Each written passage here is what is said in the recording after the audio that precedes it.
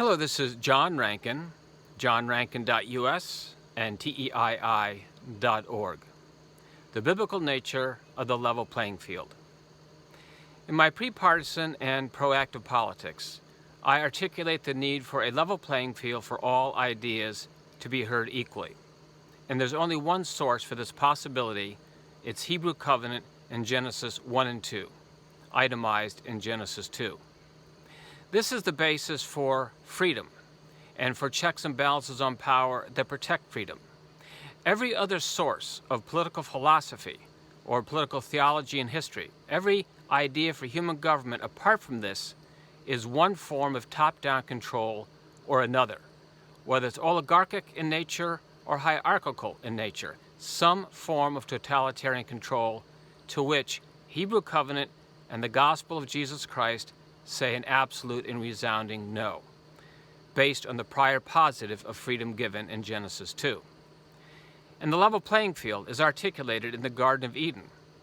And what Yahweh Elohim does is he gives Adam and Eve a choice between good and evil, freedom and slavery, life and death. The good equals the freedom to choose life. Evil is a slavery or imposition of death. Slavery is imposed. Freedom cannot be imposed because to impose freedom is an act of enslaving. Therefore, to be free is a power to do the good. This is all unpacked in Genesis 2. For when we do the good, we continue to be free. When we do the evil, we become slaves to it.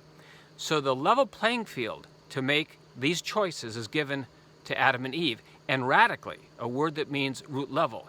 The ancient serpent, that is the devil incarnate, has access to that garden. He comes in and he lies to Adam and Eve and reverses Yahweh Elohim's true definition of terms.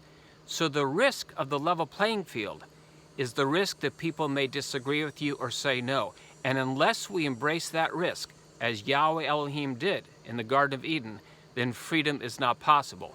And that then opens up the whole biblical storyline toward redemption and the restoration of that freedom. In the human enterprise, we need to imitate exactly the same. And this is what Jesus did during Passover week. His enemies, the religious and political self-serving elitists who want him dead, have been plotting for years to kill him. And so in the debate in the court of the Gentiles during Passover week, Jesus goes out of his way to invite his sworn murderous enemies to a level playing field to give him their toughest questions.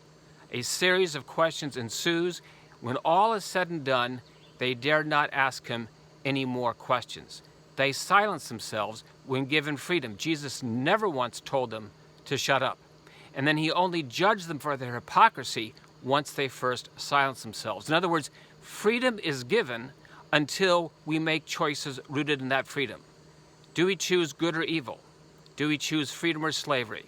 Do we choose life or death? And do we choose for ourselves what we would choose for others? In other words, as Jesus taught us, the golden rule, treat others as you wish to be treated. And so this is the basis for the level playing field and the mission.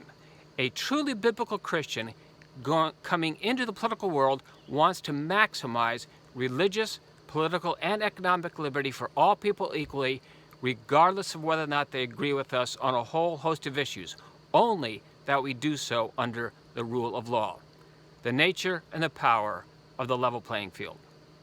Thank you so much. This is John Rankin, johnrankin.us, teii.org, and God bless.